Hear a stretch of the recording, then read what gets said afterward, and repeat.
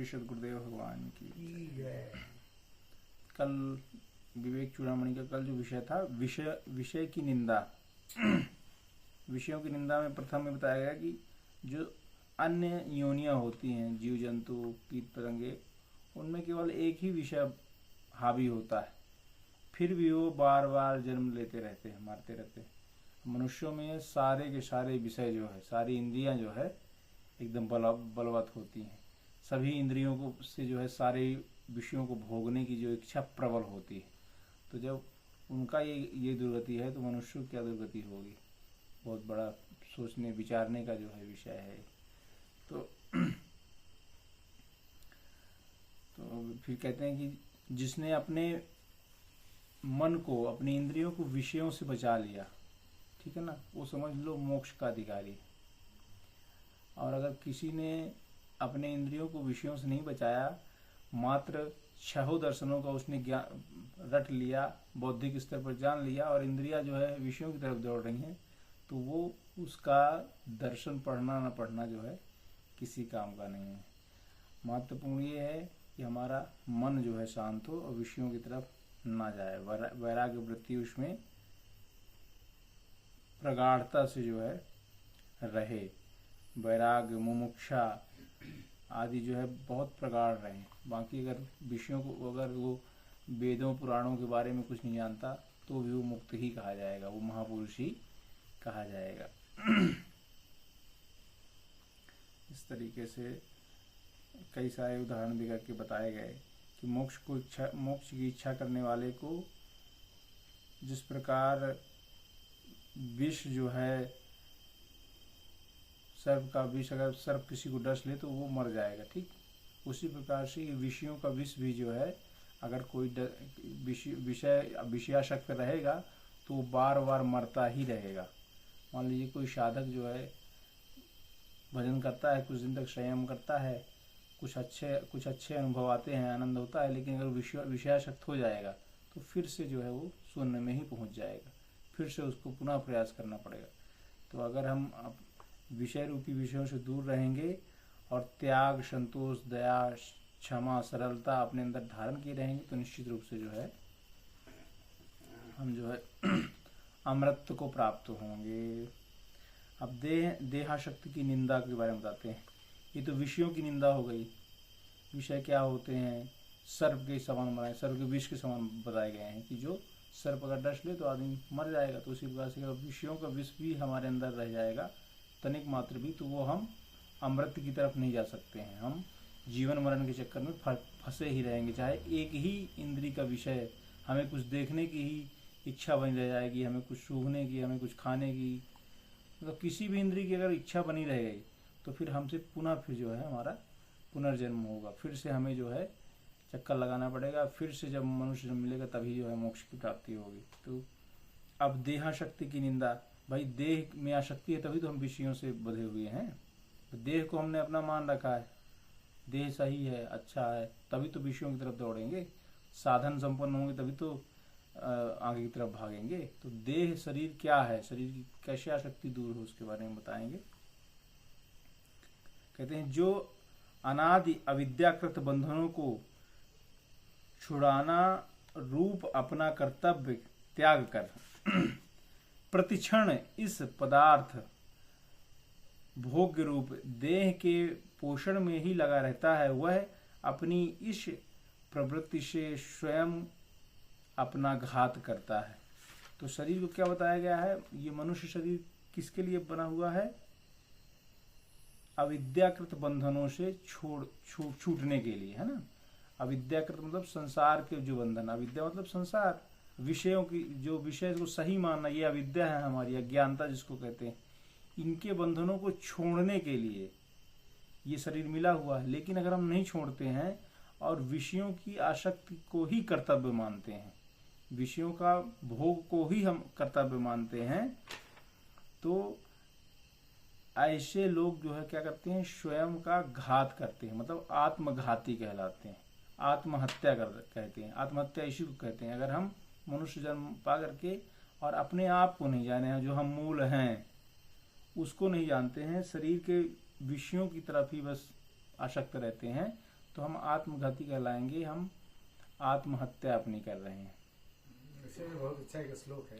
हाँ, स्वधर्मो निधन हाँ, स्वधर्म निधन एव पर धन भयावह। भयावह। हाँ, तो उसी से रिलेटेड ही आ गया। हाँ, स्वधर्म, धर्म को ना पालन करके हाँ, दूसरी चीज में हाँ लगे रहना।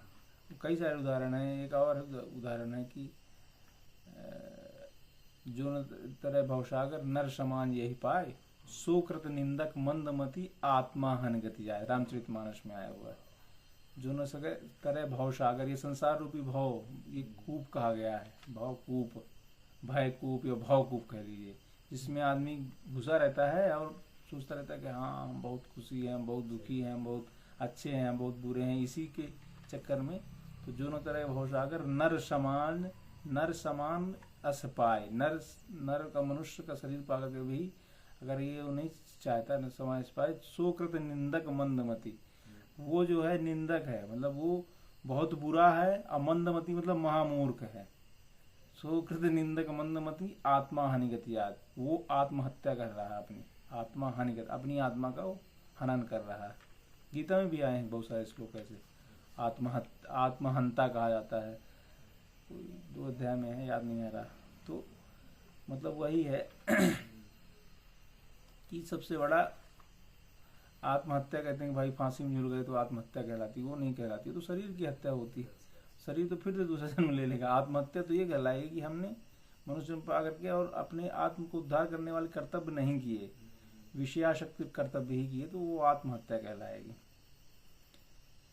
जो शरीर पोषण में लगा रहकर आत्म तत्व को देखना चाहता है, वह मानो काष्ठ बुद्धि से ग्रह को पकड़कर नदी पार करना चाहता है। तो जो शरीर का पोषण करके आत्म तत्व, शरीर की आसक्ति में लगा हुआ है 24 घंटे, कि शरीर बीमार ना होने पाए हैं। अरे बहुत पतले हो रहे हैं, अरे बहुत काले हुए जा रहे हैं, अरे बहुत लंबे हुए जा रहे हैं, मतलब इसी में लगा रहे 24 घंटे, विषयाशक्ति में ही रहे। अब विषयाशक्ति मतलब इंद्रियों की आसक्ति। बहुत अच्छा भोजन मिल जाए, बहुत अच्छे चीज़ें मिल जाए, बहुत अच्छे लोग मिल जाए, बहुत अच्छा भोग मिल जाए, इसी आसक्ति में 24 घंटे जो है उसका मस्तिष्क अगर झूलता रहेगा, तो उसको जो है उदाहरण बताया गया है कि मानो वह काष्ठ बुद्धि से, काष्ठ बुद्धि मतलब जड़ बुद्धि से, काष्ठ मतलब जड़ बुद्धि, लकड़ी क्या होती है, जड़ होती है, रिजिड टूट जाती है। तो काष्ठ बुद्धि से वह ग्राह मतलब होता है तिनका को पकड़ करके, और वो नदी को पार करना चाहता है। तिनके को मतलब पतले से तिनके को पकड़ करके, और काष्ठ बुद्धि मतलब उसकी बुद्धि में जो है कोई ग्रहण करने की कोई क्षमता नहीं है, टूट जाएगी बुद्धि उसकी। होती है ना, कुछ लोग ऐसे होते हैं, तो वो जो नहीं जो हमने कहा है बस वही सही है, अकड़ू जिसको बोलते हैं ना, ईगो, अहम वाली बुद्धि जो होती है। तो काष्ठ बुद्धि से, अपनी काष्ठ बुद्धि से वो संसार को पार करना चाहता है। तो वो उसका उदाहरण बता रहे हैं कि उसी प्रकार है कि वह तिनके का सहारा लेकर कोई भयंकर जो है नदी को पार करना चाहता है, जो असंभव है, संभव ही नहीं है। तो इस प्रकार से बताया कि जो शरीर के पोषण में भी लगा हुआ है और सोचता है कि मैं जो है ये संसार रूपी भवसागर भी पार कर जाऊंगा, तो ये असंभव है। भाई तिनके को पकड़ के थोड़ी कोई पार कर सकता है। जिसको तैरना नहीं आएगा कोई तिनके को पकड़ के पार कर सकता है क्या? कभी नहीं पार कर सकता। अब काष्ठ बुद्धि इसलिए कहा गया क्योंकि उसके अंदर अहंकार भी है, उसके अंदर इंद्रियों के विषयों की जो है शक्ति भरी हुई है ना। तो जो ऐसा व्यक्ति है वो काष्ठ बुद्धि कहलाएगा, जड़ बुद्धि जिसको बोलते हैं, जड़ बुद्धि कहलाएगा। अब वो अगर चाहे कि मैं भगवान को अपने अंदर धारण कर लूँ तो कभी हो सकता है क्या? जड़ बुद्धि जो रहेगा उसके अंदर समता, ये जितने भी सद्गुण हैं, क्षमा, दया, क्षमता, ये सब चीज़ें अब उसके अंदर होंगी नहीं, तो कैसे वो प्राप्त कर सकता है? ये बहुत ही गूढ़ उदाहरण दिया गया है कि हम अगर दोनों चीज़ों में, दोनों नाव में अगर पैर रखें कि हम संसार को भी अपने अंदर धारण किए रहें और परमात्मा को भी धारण किए हैं, तो जो दो नावों में पैर रखता है वो हमेशा डूबता ही डूबता है। तो इस प्रकार बताया गया। शरीर आदि में मोह रखना ही मुमुक्षु की बड़ी भारी मौत है। जिसने मोह को जीता है वही मुक्ति पद का अधिकारी है। शरीर में मोह रखना, कि अरे क्या होगा इसका, हम जो है चले जाएंगे, मर जाएंगे क्या, बीमार पड़ जाएंगे, ऐसा हो जाएगा वैसा हो जाएगा। तो शरीर में ही मोह रहता, शरीर को सजाते रहना, बजाते रहना। हाँ अच्छी अच्छी साबुन मिल जाएगी ना बाबा, अच्छा वाला तेल दे दो हमको, लगा लेंगे, बुढ़ागार हो गए हैं लेकिन अच्छा वाला तेल चाहिए बाबा को। तो मतलब यही आसक्ति कहलाती है। उदाहरण है एक, जो हम दैनिक जो करते हैं उससे उदाहरण लेना चाहिए, है ना। है हमें आसक्ति भरी रहे कि हमको ये मिल जाए, हमको वैसा मिल जाए, शरीर के लिए ऐसे कपड़े मिल जाए, वैसे ये मिल जाए, है ना। तो उसी को शरीर आसक्ति कहते हैं, है ना। शरीर को सजाना बजाना, साफ सुथरा रखना चाहिए, ऐसी बात नहीं है, लेकिन 24 घंटे उसी के चिंतन में लगे रहें अगर, तो इसी को शरीर आसक्ति कहते हैं, है ना। तो अगर हम इसी में लगे रहेंगे तो ये क्या कहलाती है, मुमुक्ष की सबसे बड़ी हत्या कहलाती है। इससे हमारा मुमुक्ष जो है, मोक्ष को इच्छा जो है ईश्वर के प्रति खत्म हो जाएगी, क्योंकि हम शरीर को ही सही माने बैठे हैं, जो नश्वर है, परिवर्तनशील देख रहे हैं 24 घंटे कि एक बच्चा जन्मा, फिर धीरे धीरे बड़ा हुआ, अब बुढ़े होकर लोग मरते भी आ रहे हैं, देख रहे हैं, सब कुछ परिवर्तनशील है। लेकिन हम ये नहीं मानते कि हम भी जो है वैसे होंगे, हम ये नहीं मानते, हमारे अंदर ये, क्योंकि मोह बैठ रहता है, एकदम जकड़ा रहता है मोह। तो अगर हम ऐसा सोचेंगे तो हमारे अंदर की मुमुक्ष जो है, ईश्वर को प्राप्त करने की इच्छा जो है, वो मर जाएगी। सीधे लिखा हुआ वो बहुत बड़ी मौत है, मुमुक्ष की बहुत भारी मौत है। जिसने मोह को जीता है वही मुक्त पद का अधिकारी हो पाया है।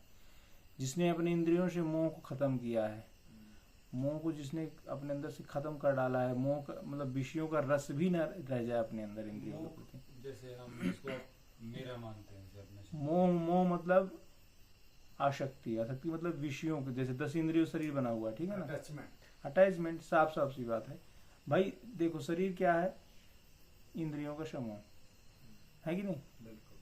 उदाहरण बता दें, शरीर जैसे मान लीजिए 5 ज्ञान इंद्रियां, आंख, नाक, कान, मुंह, स्पर्शेंद्रिय, ठीक।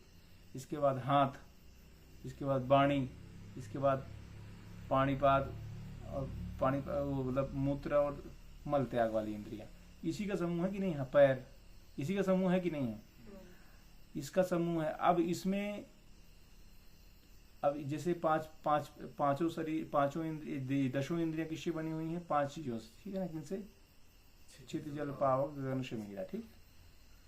और इनके विषय बने हुए हैं उसी से। तो भाई शरीर जब इंद्रियां जो बनी हुई है, इंद्रियों का काम क्या है, विषयाशक्ति, विषय की तरफ भागना है।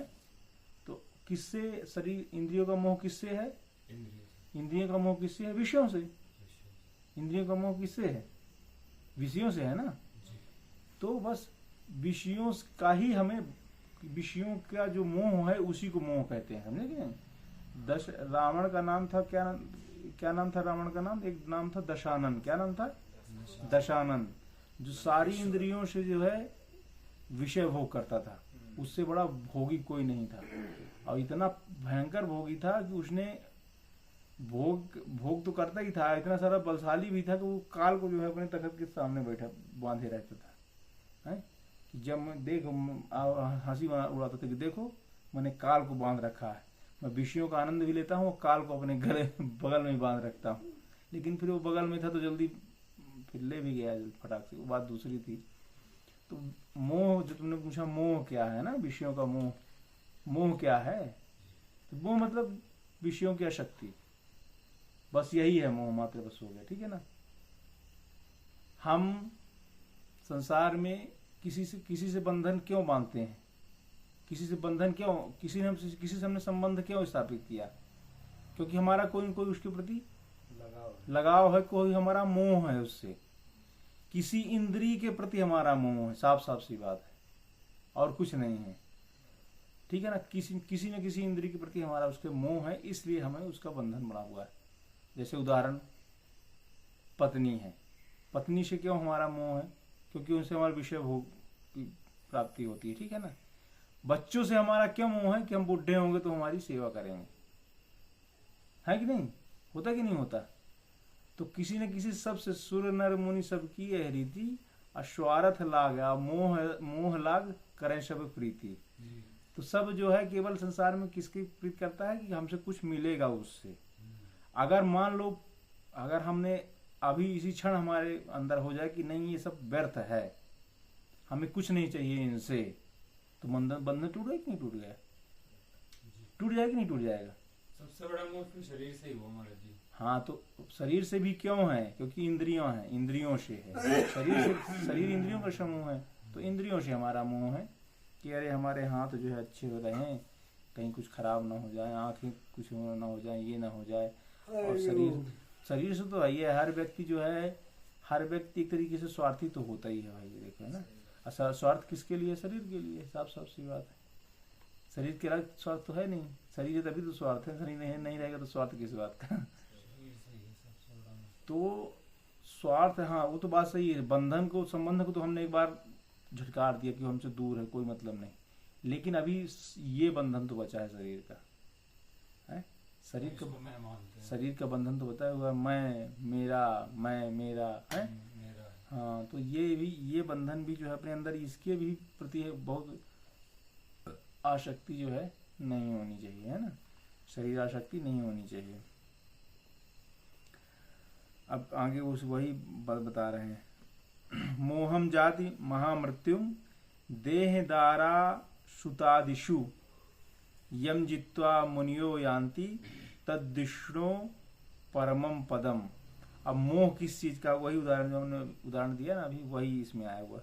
देह, स्त्री और पुत्र आदि में मोह रूप महामृत्यु को छोड़कर जिसको जीत कर मुनिजन भगवान के उस परम पद को प्राप्त होते हैं। अब सबसे बढ़िया शक्ति इसी में, पुत्र द्वारा ग्रहादिषु, है ना, इसी में सबसे ज्यादा पुत्र, दारा मतलब पत्नी, घर जो हमने बनाया है कि अरे हमने जीवन भर मेहनत कर किया, पुत्र दारा ग्रहादिषु, ये इनमें ज्यादा शक्ति होती है। पहले तो स्त्री में, फिर पुत्र में, फिर हमने घर बनाया है जीवन भर की खून पसीने की कमाई से जो है। तो इन तीन चीजों में जो है सबसे ज्यादा शक्ति होती है। और वही चीज से बताया कि देह में, स्त्री में, पुत्र आदि में मोह रूप महामृत्यु को छोड़कर जिसको जीत कर मुनिजन, इन सब चीजों को जिसने छोड़ दिया, शरीर के अहम को, शरीर के मोह को, स्त्री को, पुत्र को, तो स्त्री पुत्र तो चलो भाई हम लोगों के पास, मैक्सिमम लोगों के पास नहीं है, सर, लेकिन शरीर तो है ही, मैक्सिमम क्या किसी के पास नहीं है। आप जितने बैठे हैं सब रंग रूठ है लोग हैं। तो वो तो ठीक है, उससे बच गया, लेकिन एक मोह तो अभी है भी सभी के पास, हम सभी के पास रहता है, अंदर है वो तो। हमारे पास भी है, सबके पास है। एक मोह क्या है? शरीर का। लेकिन ये अपने जब तक बुद्धि में दृढ़ता से नहीं होगा कि शरीर भी खत्म होगा ही, ये दृढ़ हो जाए अपने अंदर, एकदम परफेक्ट रूप से, परिपक्वता रूप से दृढ़ हो जाए, ये भी नहीं जाने वाला है। तो हम क्यों ना इस शरीर का, जब तक शरीर चल रहा है तो खूब भजन कर लें, खूब ध्यान कर लें, खूब बैठ लें, खूब जो है अपने अंदर के आनंद को खोज लें, खूब निकाल लें उस आनंद को, ताकि जब ये आसक्त हो, शरीर जर्जर होगा, आसक्त होगा, तब फिर हमसे इसका कोई मोह न रह जाए, फिर ये छूट भी जाए तो हमसे कोई मतलब नहीं। तो जीते जीने से मरना भला, और जो मर जाने को, या मरने से पहले मरे सो अजर अमर शो होए। तो ये शरीर के मरने से पहले हम मर जाएं, इस संसार से मर जाएं, इस मोह को खत्म कर दें अपने अंदर से, इसका सबसे ज्यादा प्रयास करना चाहिए। शरीर के मोह को सभी को मोह होता है, हर एक जीव को जो है, एक कीड़ा भी होगा, जैसे ये चींटी जा रही है ना, हमें लग रहा है कि कितना ये जो है छोटा सा जीव है, भाग रहा है, ठीक है ना, लेकिन अगर हम उसके पास ऐसी छड़ी ले जाएंगे ना, तो वो भी अपने मारने के लिए जो है, बचाएगा। मैं नहीं मरूंगा। तो शरीर का मोह सबसे प्रबल होता है। कोई भी होगा, मान लो किसी जानवर, कोई कुत्ता जो है, मान लीजिए भागा जा रहा है, उसका एक पैर अगर कटा भी हुआ है, सड़ा हुआ है, ठीक है ना, लेकिन हम अगर उसको मारने जाएंगे तो उसका भी वो नहीं अपोज करेगा, मतलब मरने, अपने आप को बचाने की कोशिश करेगा, है।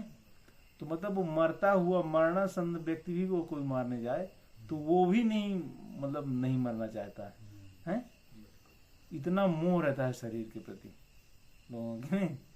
तो ये शरीर का मोह सबसे ज्यादा प्रबल रहता है, सबसे ज्यादा प्रबल। और शरीर किससे बना हुआ है? इंद्रियों से। इंद्रियों का मोह है अपने अंदर, बस हो गया। अगर इंद्रियों का मोह, इच्छाएं खत्म हो जाए इंद्रियों की, तो हम मरे जिए बराबर ही हैं, बस हो गया, भूत भूत ही बैठे हुए हैं समझ लीजिए। हाँ, तो इसीलिए महापुरुषों को जो है उसी की चुना जाती है कि वो शरीर है ही नहीं, शरीर से हमेशा अलग ही रहते हैं, उनका भाव शरीर भाव रहता ही नहीं है।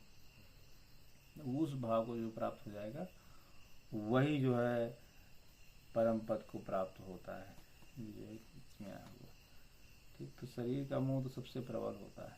इसीलिए शास्त्रों का जैसे ये मूल शास्त्र होते हैं ना, इनको अगर हम पढ़ते हैं ना तो शरीर के प्रति हमारा मोह नहीं होता, क्योंकि एक एक सब्जेक्ट को उन्होंने एकदम क्लियर करके बता देते हैं कि शरीर क्या है, स्थूल शरीर क्या है, सूक्ष्म शरीर क्या है। कारण अब प्रैक्टिकल चीजें हैं भाई, सूक्ष्म शरीर भी होता है कि नहीं होता है भाई। हम सो जाते हैं तो कौन भागता है, बैठते हैं तो मन कौन भागता है, मन भागता है, तो वो सूक्ष्म शरीर कहलाता है। एक शरीर और होता है कारण शरीर। कारण शरीर कैसा होता है, कारण शरीर अज्ञान जिसको बोलते हैं, जो इसने संसार को सही मान लिया है, दृढ़ता से सही मान लिया है, ठीक है ना। तो अगर कारण शरीर हमारा शुद्ध हो जाए, ठीक है ना, कारण शरीर हमारा शुद्ध हो जाए, भाई मोह कहाँ बैठा हुआ है तुम्हारे अंदर, बुद्धि। हाँ बुद्धि में कह लीजिए, कुछ सही, अच्छा, कोई दिक्कत नहीं। कारण शरीर स्थूल सूक्ष्म कारण, तो कारण अगर हम कारण शरीर को अपने साफ कर लें, ठीक है ना। वैसे स्थूल के देवता शिव कहे जाते हैं, स्थूल के देवता, ठीक है ना। सूक्ष्म के देवता ब्रह्मा कहे जाते हैं, और कारण शरीर के देवता जो है विष्णु कहे जाते हैं। तो हमारा अगर कारण शरीर जहाँ जो जिससे सब कुछ उत्पत्ति हुई है, विष्णु जी से शिव की और ब्रह्मा जी की उत्पत्ति हुई है ना, जो अपने अपने वेद पुराणों में आता है कि उनकी नाभि से जो है ब्रह्मा जी उत्पन्न हुए, और शिव जी जो है उनके मस्तक से जो है शिव उत्पन्न हुए, मुख से, यही आता है ना। तो उन्हीं से, कारण से ही सब कुछ सृष्टि का सृजन होता है। कारण में जो बैठ गया ना अज्ञान, तो कारण के अज्ञान की वजह से सृष्टि हमको सही दिख रही है। कारण हमारा शुद्ध हो जाएगा, कारण शरीर अगर हमारा शुद्ध हो जाएगा तो फिर ये संसार कुछ नहीं भाषित होगा। आपने कभी देखा होगा कि मान लीजिए ध्यान में बैठे हुए हैं, तो कभी कभी ऐसी स्थिति आती है कि एकदम आदमी जो है शून्य हो जाता है कि नहीं, और शून्य के बाद कई दिनों तक वो खुमारी चढ़ी रहती है, तो लगता है कि अरे ये संसार कुछ नहीं, ये सब शून्यवत है, सब कुछ नश्वर है, ये कोई मतलब नहीं, ये सब कीड़े मकोड़े की तरह आदमी भाग रहा है एकदम से। ऐसी अवस्था जब आती है ना, तो हमारा कारण तक हमारा चेतना गहराई से पहुंच जाती है, और उस कारण को जो है साफ कर देती है। तो ऐसा भान हमको होने लगता है, ऐसे आनंद का भान जो है होने लगता है। ऐसा सबको होता है, जब साधुओं को ऐसा होता है तभी वो इस लाइन में जो है दृढ़ता से बढ़ते हैं। अगर नहीं होगा तो वो नहीं, कुछ होता ही नहीं। तो भगवान कभी कभी, भगवान की ही कृपा है सब कुछ, हमारा तो कुछ है नहीं। उनकी जब कृपा होती है जैसे दिखा देते हैं कि नहीं तुम ये हो शुद्ध स्वरूप, आनंदमय स्वरूप, तो उसी के प्रति साधक जो है उसी को पाने के लिए बार बार प्रयास करता रहता है, और जब पा जाता है तो उसमें दृढ़ हो जाता है, स्थिर हो जाता है।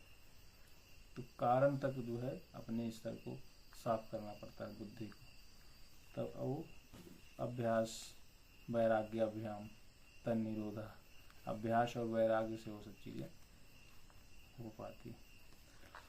ओम श्री गुरुदेव भगवान।